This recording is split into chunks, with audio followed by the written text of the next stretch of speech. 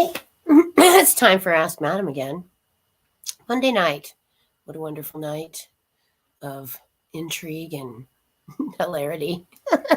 Not really. No, tonight I was to have a guest, and she sadly wasn't feeling well and had to cancel. And so I had to quickly think of something to do. And I, of course, go to my old fallback, chiropractic. I don't know if all of you know, but I am a chiropractor. I have worked in the field of chiropractic for nigh on 30 years, not quite 30. It's been close though. About 28 maybe. I let's see. Yeah, something like that. Anyway, time gets away from you, you know. Anyhow, excuse me. I went to chiropractic technology school and then went to chiropractic school. And I graduated as a chiropractor in 1995. And then I practiced as a chiropractor for many, many years and also taught at the premier school for chiropractic. But we're not talking about them today. um, anyway, I love chiropractic. It's a lifestyle, and it is great for you in the way of you learn a lot about diet and how important it is. People think of food as entertainment, really, and it's not. It's the fuel that runs your body, and it's like a machine. It is a finely tuned machine, and if you don't have the proper fuel for it, it's not going to run right. And then you get things like diabetes, and you get things like, maybe some of these autoimmune things even could be caused by, poor diet and all the crap that they put in it. And we won't even go into all of our food chain stuff. That's a whole other episode. But, just trying to eat right and exercise. Movement is the biggest thing ever. It's huge. The Chinese have a proverb that says, "You die from your feet up," meaning when you stop, walking around and you limit your movements, you'll start to die after that because your body needs that motion in order to function properly. Your your venous system and your lymphatic system are all run on pumps. So that means if you're not moving, it's not pumping. And so it's really important to stay as mobile and as active as you possibly can for your age and your health status. Because if you don't, it's true. If you don't use it, you will lose it. And there's just no reason for people to have to lose it anymore. I mean, you just keep moving. I've seen 90-year-olds that did, amazing physical feats, because they never stopped. They didn't say, "Oh, well, I'm 80 now. I probably can't do that anymore." You keep doing it because you want to, because you like it, because you enjoy being out and being active and feeling good and smelling the fresh air and whatever the case may be. And some of them it's they have to. If you're in the farm life, it's an active life, whether or not you want to be or not. It kind of forces you to continue to be active. So the farm life is great too. So anyway, I thought I would like to show you guys my bone collection. It's a little bit creepy, and the only thing that I think is paranormal about it is that sometimes it's weird to think when you look at a skeleton that this is what is inside of me. This is the thing that makes me be able to move and do the things that I want to do and, be active and be a part of things. And it's just crazy that this is what we're all made of. And I think, too, that's a good reminder to everyone that under the skin, we're exactly the same. Exactly. I mean, organ wise, we might be a little bit different, here and there, like for function, but between the different races and stuff, but we're pretty much the same. And our skeletons are almost exactly the same. And we're just all the same. We're human beings. And as such, we function in a particular way and we locomote in a particular way. And I'm going to show you how some of that stuff works. Ooh. Oh. Okay, well, we'll start out with this one since since all of you guys own one of these. We'll take a look at it. But this is the human skeleton, or well, spine. I just have the spine. I'm a chiropractor. What do you expect? So this is the pelvis. And, you know, this is where baby sits when you're pregnant, going to have a baby, and believe it or not, it has to come out there. Amazing. Childbirth and gestation are absolutely amazing process. Making another human is really pretty cool, and it's pretty intense, you know. Considering I think my uterus got from like down here somewhere to like clear up here. So, but anyways, then you know, if you look, these are your vertebrae. They're your structure that allow you to be upright, you know, and locomote. And it also protects your nervous system. A lot of times the bones do things to protect the nervous system. Without that, we're not any good. You know, our skull is to protect our nervous system. So, and then through each vertebra, you form this little intervertebral space, and the nerves come out of there, the spinal nerves, and they're the ones that, you know, go out to everything, to muscle and joint and everything. And so then when you have an injury, like, oh, I thought this poor fellow might have one. Oh, here we go.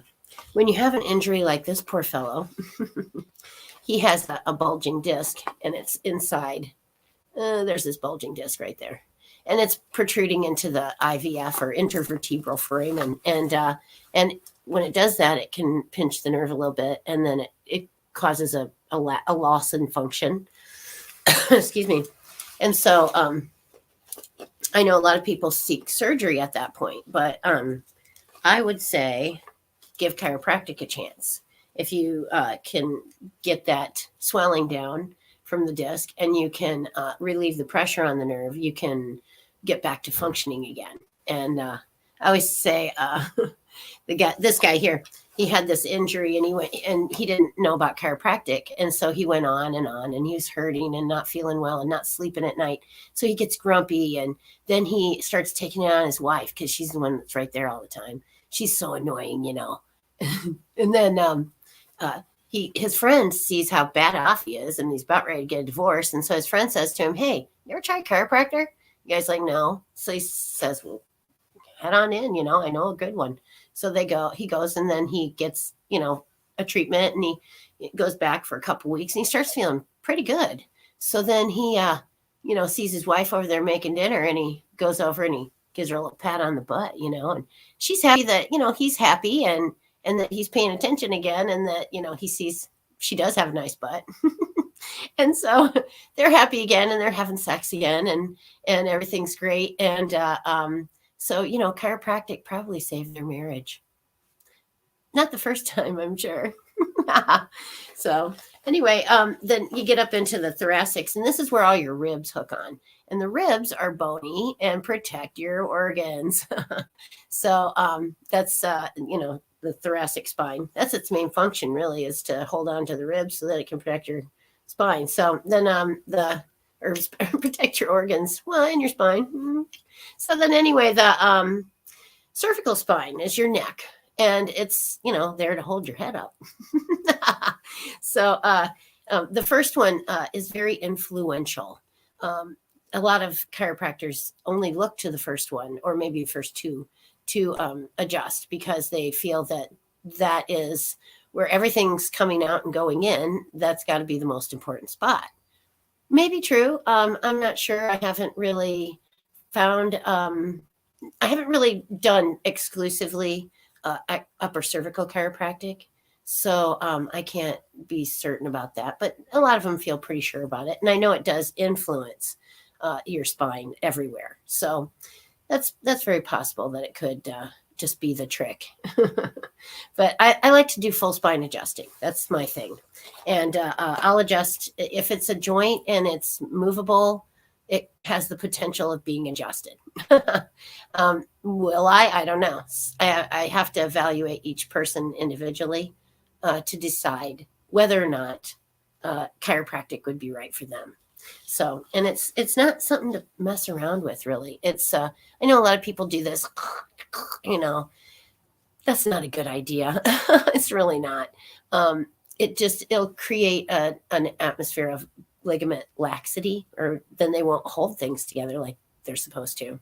So anyway, this is you and your spine. Now I'm going to go in the other room, and you guys are going to come with me. Come on.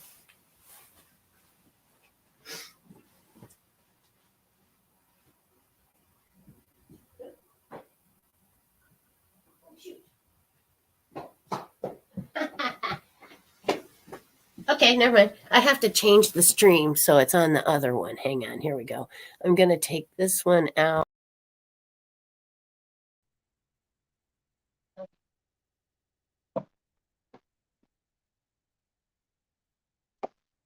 Hey, nice. You can make it. So what we're doing in here. Shoot. I hope I don't get feedback. All right, you ready? This is everyone's favorite part.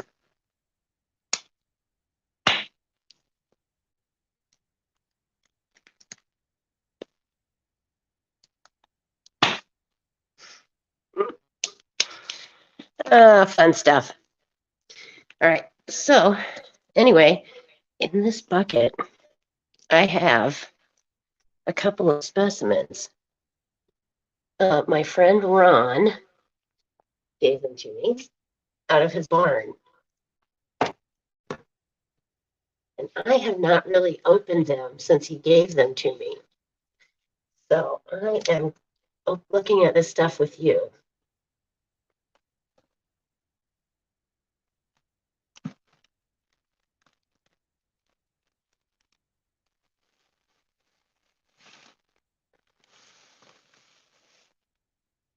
I'm pretty sure that's a raccoon. Oh, nice. And I get a big spider.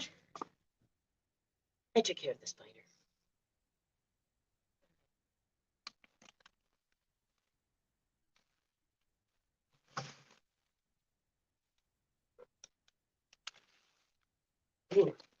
This was a kitty. Oh dear. Okay.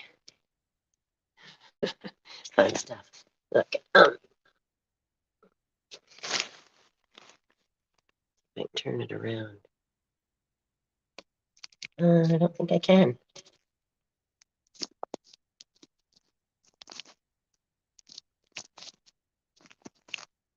Okay. So what we're gonna do. Oh, hello. Siobhan Humphreys. Nice to see you. We're looking at my bone collection. So here we go. I'm just going to turn it around and show you guys.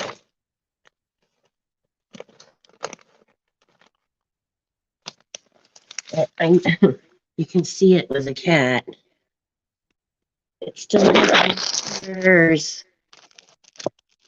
Wow. This thing's incredible.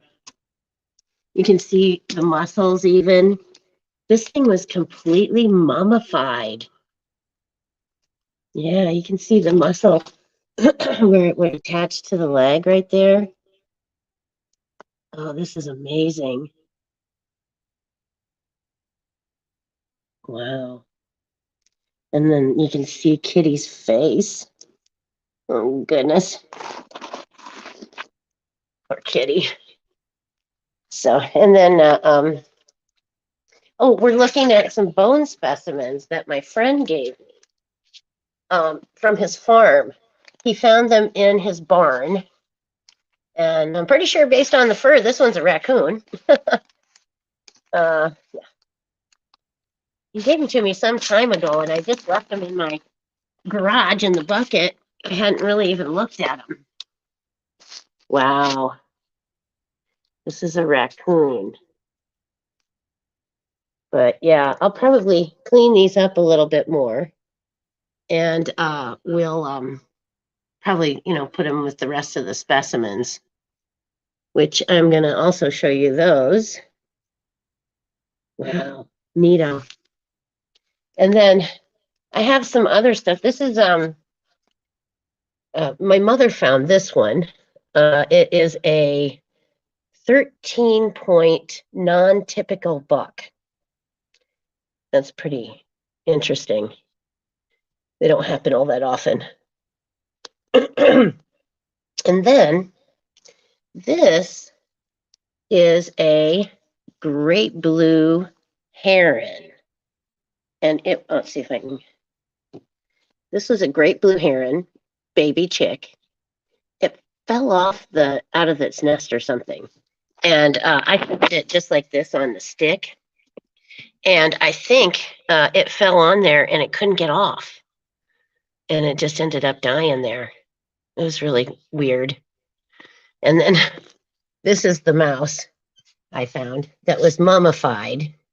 So I made a little sculpture thing out of it. And it spins.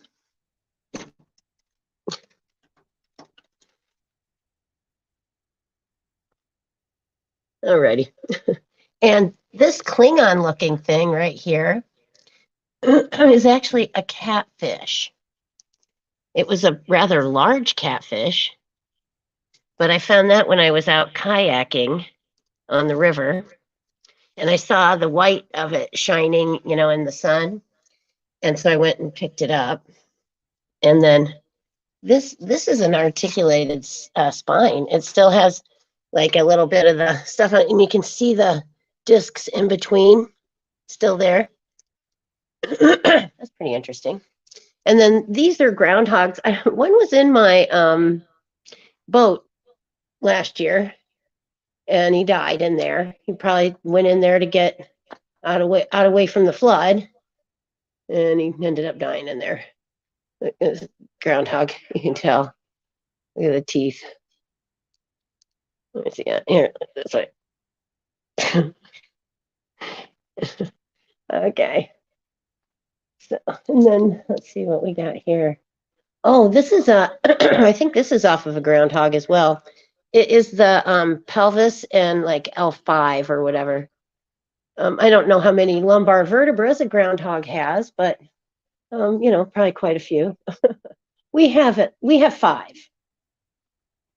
And then, oh, this is probably cat or raccoon. I'm not sure. So it must be raining. I heard something. Now this fine fellow here is a vertebra, and it's I think maybe like cow. It's really big. So it's a big one. And this is a neck vertebra. I can tell that because it has these 2 holes right here and on the other side. The vertebral artery goes through those. So once again, protected by a bony structure. And here's a, I don't know if I can get this one down, but it's awfully connected to everything else up here. There we go. Okay.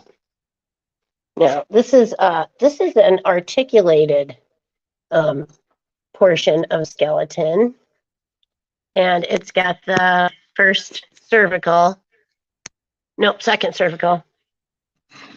I know that because I can see right there, that's the dens. And it is the thing that your head rotates around. So, but you can see the ribs are still attached to this fellow.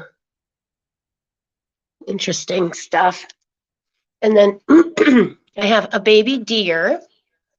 The deer died by our pond, And then we went and collected the bones at one point then. And then check this out. This is a jaw bone from some kind of fish. Look at those teeth on a fish.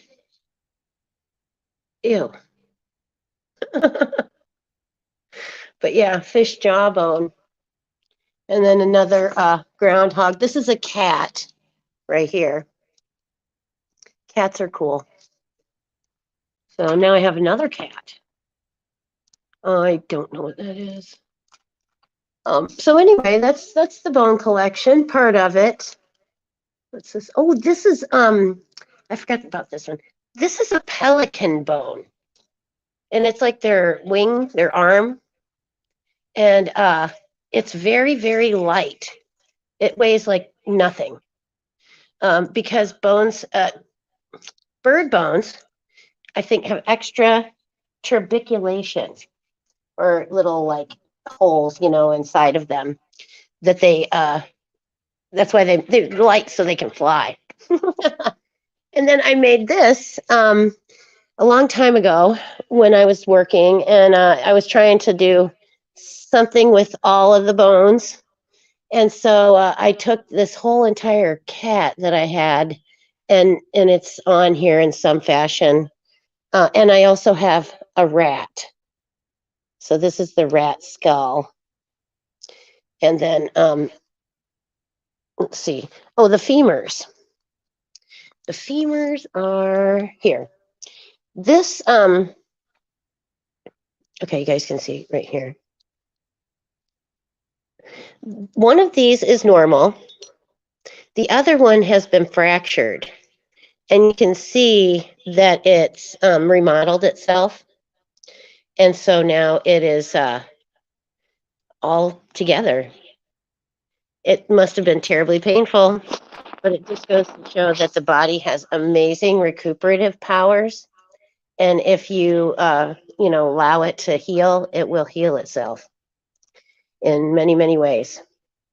It's the no interference part that we we don't give it, so that it will, be able to heal. And then a lot of these beads and things are out of my grandmother's jewelry box. And then I think this could be possibly deer. And then this is a fish bone. And then my horse's tooth. Here we go. This was my horse Gator's tooth. So he had 3 removed, and I asked the veterinarian, actually a farrier. I asked him if I could have the teeth, and he said, well, sure. It was great. And a little sand dollar. And then this, I think, is a parakeet feather. And there's also a blue jay feather. This had contained land, sea, and air. So it was good. And fun stuff. So anyway, these specimens here, I'm probably going to have to do something interesting with. I don't know what. You can see the paw, though, even on the cat. His paw has been preserved. You can see the pads of his toes. Golly, I just can't get over the whiskers, that you can see his whiskers. Because that's something that, time doesn't preserve. Like the raccoon here, he had whiskers at one point, but not so much now. So, yes, people think I'm a bit odd, but I don't care. I've always liked stuff like that, and nature. I'm really into nature and what is out there in our world, and we all really need to be a little bit more conscientious about the things that are in our neighborhood and in our world. The fish tooth, no, it couldn't belong to a shark, because I have freshwater here, and we don't really have sharks in freshwater. I think there may be a freshwater shark or two, but we haven't really had trouble with them here, really any of them.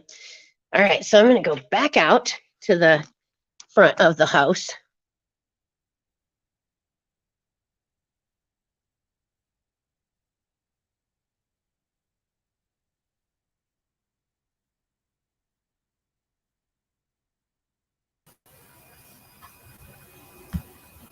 All righty. So there you go. Shared with you my specimens I have in back. Not sure yet what to do with them, but I tell you what, that is super cool. And I'm super glad that someone was interested enough to join me this evening. That's awesome. And where are you from? It's Siobhan Humphreys. Where are you from, sir, ma'am? And that's cool that you came to visit. The podcast, because I sometimes feel like no one ever watches, but I know people do. I know they do. And so let me take this one. I think I can. Let's see. No, I can't. I was thinking I could kick myself out of the studio because I think I'm getting a little bit of lag because I have a lot of things in here. But I figured out how to do 2 cameras now. I can just use one of them as my phone and invite myself to my podcast. It's awesome. Hey, Brian, how you doing today? I'm glad you're here at the podcast. Although I'm almost done. I don't really have a ton more to share with you guys today, except for chiropractic. It's what you need. It's definitely what you need. And I think that everybody could benefit from maybe watching their diet a little closer, eat lots of leafy fresh greens. And it's that time of year too. And be sure to drink lots of water. Dehydration is a bad thing. And if your cells don't have enough water to function, they're not going to function properly. And also be sure to limit things like fast food and anything pre-prepared, because anything you prepare is not going to have all the additives and preservatives and crap that stuff has. And be sure to get out and get a walk every day, whether it's just a walk a couple blocks. Hell, if you can't even go farther than your front door the first day, get that far. Then the second day, maybe you can get out to the porch. And the third day, maybe you can get down to the end of the sidewalk. I'm telling you, sometimes it's not fun. Sometimes it's not easy. Well, who am I kidding? It's never easy. It's never easy. It's sometimes not fun. And but it's necessary. And it's so important to really the nation in general. I mean, we should all be a little bit more supportive of one another and our endeavors. And also we should support one another in our health. And, tell the guy, their neighbor or whatever, hey, you want to go for a walk with me? Hey, have you tried these new leafy greens? I don't know, just whatever it takes to get people excited about things and, moving around more because it's important. And that's when we start to decline in our health, is when we stop moving. I always think about the guy who says, well, I'm going to retire and I'm going to just sit around my easy chair and take it easy. And he does that, and not long after, he's dead because he quit moving. He quit doing the things that were keeping him alive and that were keeping him vital. And so then, he couldn't do them anymore. And I realized people have health problems and they have surgeries and setbacks and things like that. But you got to keep moving through them, and life isn't over until it's over. And you can change no matter who you are or, how long you've been doing whatever you're doing. Smokers. I smoked for 19 years. 19 years I smoked. I think it was last year. Maybe, I'm not sure. I quit smoking in 98. So whenever that was, I've been a non-smoker longer than I was a smoker now. So I think I just lost the one viewer I had. Must have been a smoker.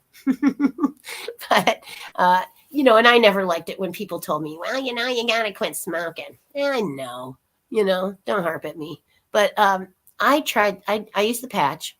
I didn't smoke because I didn't want to have a heart attack or something. And I just told myself, no, you got the patch on, you'll be fine. And after about 3 days, I ditched that and didn't even use the patch. And I have not smoked a cigarette in over 20 years. And I don't miss it at all. Not one bit. So, that's something out there for you guys. And, other than that, just, meditate or find some nice peaceful place where you can just sit and chill for a little bit because it decreases your stress. I'd say pets decrease your stress, but mine seem to increase mine. I just, Bob is an asshole, but what are you going to do? He's my guy. He's my cat, my familiar. I have to keep him around. But, Bob is a character. And I think he does probably decrease stress a little. I do love him. And we're not even going to talk about Sugar. I don't know. I'm not a huge dog person, and I'm even less of a dog person after owning the dog.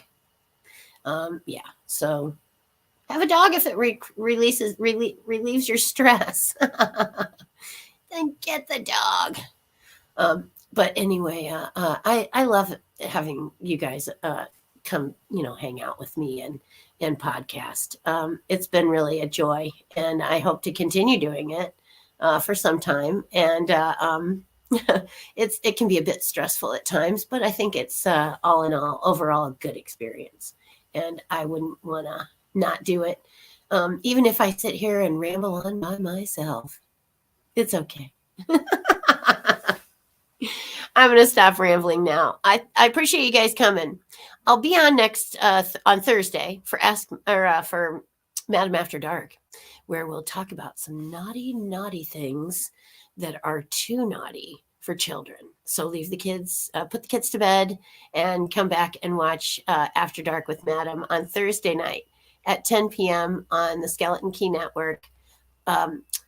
Temple of Phoenix Rising Entertainment, and also I'll be on my YouTube channel, so Madam Mayhem YouTube channel, and I appreciate everyone's support, and I hope that I'll see you again real soon, and that you all have a blessed night, and